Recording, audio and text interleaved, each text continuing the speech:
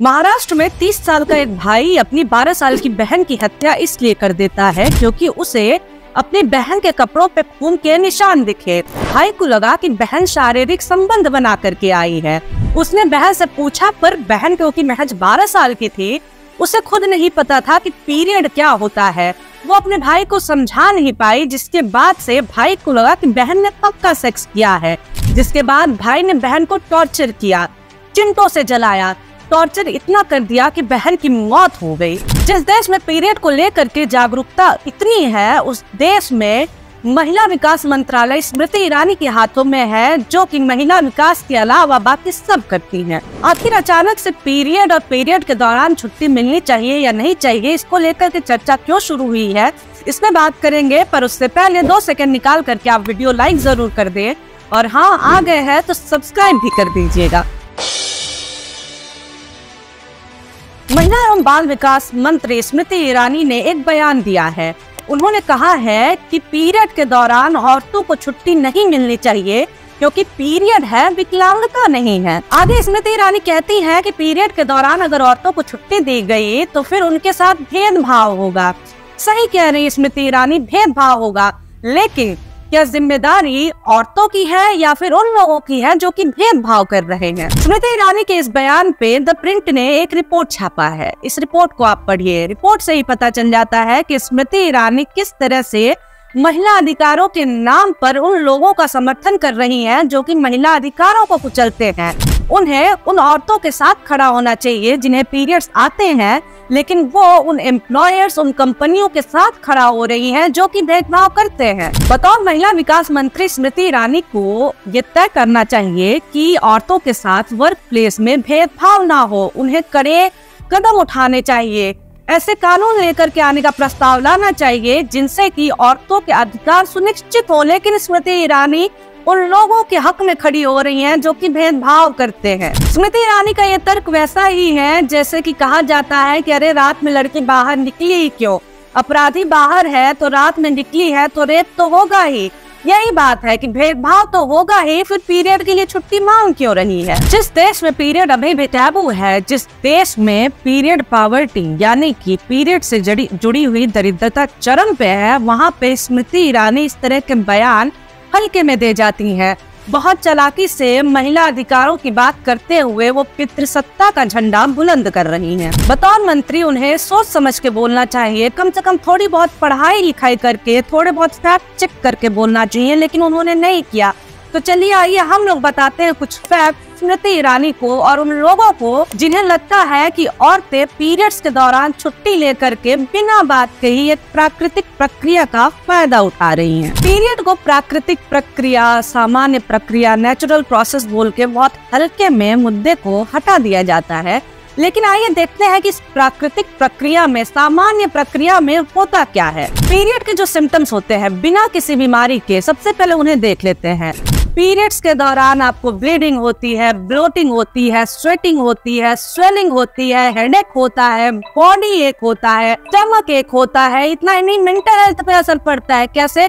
Anxious हो जाती हैं लड़कियां, एंजाइटी होती है, डिप्रेशन होता है, स्ट्रेस होता है, कंफ्यूजन होता है। ये एक सामान्य प्रक्रिया के लक्षण है जो कि महिलाएं बार बार जिससे गुजरने के लिए मजबूर हैं। पीरियड से जुड़ी हुई ये तमाम बीमारियां हैं, आप इनके नाम तक ढंग से नहीं प्रोनाउंस कर सकते हैं। आइए सबसे पहले बात करते हैं सबसे कॉमन जो 2 बीमारियां देखी जाती हैं जो कि बहुत बड़े हिस्से को प्रभावित करती हैं, उसकी बात कर लेते हैं। डिस्मेनोरिया यानी कि पीरियड्स के दौरान लड़कियों को, औरतों को अत्यंत दर्द जब होने लगता है तो उसे डिस्मेनोरिया कहते हैं, जो कि एक डिसऑर्डर है। ये किस तरह से प्रभावित करता है इसका मैं आपको एक उदाहरण दे देती हूँ।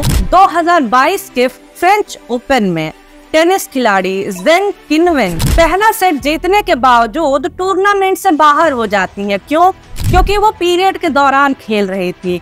पहला सेट तो जीत लिया, लेकिन दर्द, पीड़ा इतनी असहनीय हो गई कि मेडिकल टाइम आउट लेना पड़ा, जिसकी वजह से वो हार गई और टूर्नामेंट से बाहर हो गई। खिलाड़ी ने रोते हुए कहा कि काश मैं लड़का होती तो मेरे साथ ये नहीं हो रहा होता। रिसर्च बताते हैं कि डिस्मेनोरिया सबसे बड़ा कारण है जिसकी वजह से औरतें काम पे नहीं जा पाती या फिर पीरियड के दौरान उन्हें छुट्टी लेनी पड़ती है। आंकड़े बताते हैं कि देश की 83% महिलाएं पीरियड के दौरान दर्द से गुजरती हैं। डिस्मेनोरिया के साथ ही सबसे कॉमन जो सिंड्रोम या डिसऑर्डर आप कहें वो है PMS यानी कि प्री मेंस्ट्रुअल सिंड्रोम। देश की लगभग 75% महिलाएं इससे जूझती हैं। प्री मेंस्ट्रुअल सिंड्रोम यानी कि मेंस्ट्रुएशन यानी पीरियड आने से पहले ही पीरियड जैसे लक्षण हो जाते हैं। एक हफ्ते 10 दिन पहले से ही bloating, swelling, sweating, anxiety, depression ये सारी चीजें लड़कियों में देखने को मिलती हैं। ये लक्षण आ जाते हैं। और इतना ही नहीं, PMS प्री मेंस्ट्रुअल सिंड्रोम के 150 सिम्टम्स है। 150। CIPD की रिसर्च बताती है कि 53% महिलाएं पीरियड में दर्द के कारण पहले या फिर दूसरे दिन अपने काम पे नहीं जा पाती हैं, उन्हें छुट्टी लेनी पड़ती है। जिस भेदभाव की बात स्मृति ईरानी कर रही है वो भेदभाव तो हो ही रहा है। CIPD की रिसर्च ये भी बताती है कि 49% महिलाओं ने अपने मैनेजर को कभी नहीं बताया कि वो अपनी छुट्टी पीरियड के कारण ले रही हैं। महिला और पुरुष दोनों को सिक लीव मिले रहते हैं, लेकिन महिलाओं को अपना सिक लीव अपने पीरियड्स के लिए इस्तेमाल करना पड़ता है। वर्क प्लेस में जागरूकता कितनी है पीरियड को लेकर के, इसका पता इसी से चलता है कि लगभग 63% एम्प्लॉयर्स यानी कंपनियों ने, बॉसेस ने, मैनेजर्स ने ये बताया कि उनके पास पीरियड से जुड़ी सुविधाएं उपलब्ध ही नहीं है। अब आप ये सोचिए कि एक महिला अपने पूरे जीवन काल का 7 साल पीरियड्स के दौरान गुजारती है। रिसर्च ये भी बताते हैं कि साल में लगभग 9 दिन औरतें अपना प्रोडक्टिविटी यानी कि अपनी काम करने की क्षमता खो देती है पीरियड्स के कारण। ये सारी चीजें होते हुए भी अभी भी पीरियड्स से जुड़ी बातें करना या फिर पीरियड्स के दौरान 1 या 2 दिन की छुट्टी मिलने की बात करना इतना बड़ा टैबू है। भारत पीरियड पॉवर्टी से जूझ रहा है, पीरियड की दरिद्रता से जूझ रहा है। यूनिसेफ की रिपोर्ट बताती है कि भारत में केवल 13% लड़कियों को ही पीरियड से पहले पता होता है कि ये पीरियड होता क्या है। बाकी लड़कियों को पीरियड आने के बाद पता चलता है कि ऐसा भी उनके शरीर के साथ कुछ हो सकता है। देश में 60% लड़कियां पीरियड के कारण स्कूल छोड़ देती हैं। सरकारी स्कूलों में तो साफ बाथरूम तक नहीं मिलते हैं, तो ऐसे में ये उम्मीद करना कि पीरियड से जुड़े हुए प्रोडक्ट मिलेंगे या फिर लड़कियों की देखभाल करने वाला कोई होगा, उन्हें बताने वाला, कोई समझाने वाला होगा, ये सब सोचना, उम्मीद करना बेमानी है। यूनिसेफ की रिपोर्ट बताती है कि लगभग 89% लड़कियों को पीरियड के दौरान कम आत्मविश्वास और पीरियड से जुड़े प्रतिबंधों के कारण 44% लड़कियों को शर्मिंदगी का और अपमान का सामना करना पड़ता है। भारत को स्कॉटलैंड जैसे देशों से सीखना चाहिए। स्कॉटलैंड दुनिया का ऐसा पहला देश बना जिसने अपनी औरतों को अधिकार दिया फ्री पीरियड प्रोडक्ट्स यानी कि मुफ्त में पीरियड से जुड़े हुए प्रोडक्ट का। इसके अलावा जापान, चीन, Taiwan, Indonesia, south Korea, Zambia और स्पेन ऐसे देश हैं जो कि पीरियड के दौरान पहले या दूसरे दिन छुट्टियां उपलब्ध कराते हैं। आखिर पीरियड को लेकर के भारत में इतनी तनातनी क्यों है? आखिर औरतों के साथ जो प्रक्रिया होती है, जिस प्रक्रिया से वो गुजरती हैं, उसको लेकर के इतनी टेंशन क्यों है? टेंशन इसलिए है क्योंकि अभी भी हम औरतों को औरतों के रूप में स्वीकार नहीं कर पाए हैं। भारत जैसे देशों ने मातृत्व को स्वीकार किया है औरत के एक अभिन्न हिस्से के रूप में, और यही कारण है कि मातृत्व से जुड़े लीव मिलते हैं। अगर कोई औरत माँ बनती है तो उसे मैटरनिटी लीव दिया जाता है, लेकिन वही पीरियड जो कि मैटरनिटी का पहला पड़ाव है उसे अभी तक स्वीकार नहीं किया गया है। यानी कि यहाँ पे औरत की स्वीकार्यता बायोलॉजिकल नहीं है, सोशियोलॉजिकल है।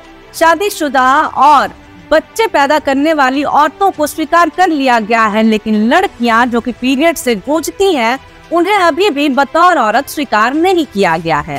स्मृति ईरानी की बात सही है कि भेदभाव होगा तो भेदभाव को रोकने की कोशिश करो। भेदभाव अभी भी हो रहा है। ऐसे एम्प्लॉयर्स पे आप सख्ती करिए जो कि लड़कियों को पीरियड्स की वजह से परेशान करते हैं, उनके साथ भेदभाव करते हैं। जिस देश में पीरियड्स में बात करना इतना मुश्किल है, उस देश में जो लोग बात भी करने आते हैं वो स्मृति ईरानी की तरह बयान बोल करके चले जाते हैं। पूरा मुद्दा बहस में उलझ जाता है और औरतों के अधिकार कहीं पीछे खिसक जाते हैं। खैर, तो बहुत शुक्रिया, बहुत धन्यवाद ये वीडियो देखने के लिए। वीडियो अच्छा लगा हो तो लाइक जरूर कर दें, और हाँ, अगर आप मुझे सपोर्ट करना चाहते हैं तो वीडियो को सब्सक्राइब भी कर दें, क्योंकि आपके सब्सक्राइब करने से मुझे बहुत मदद मिल जाती है। बहुत शुक्रिया, बहुत धन्यवाद।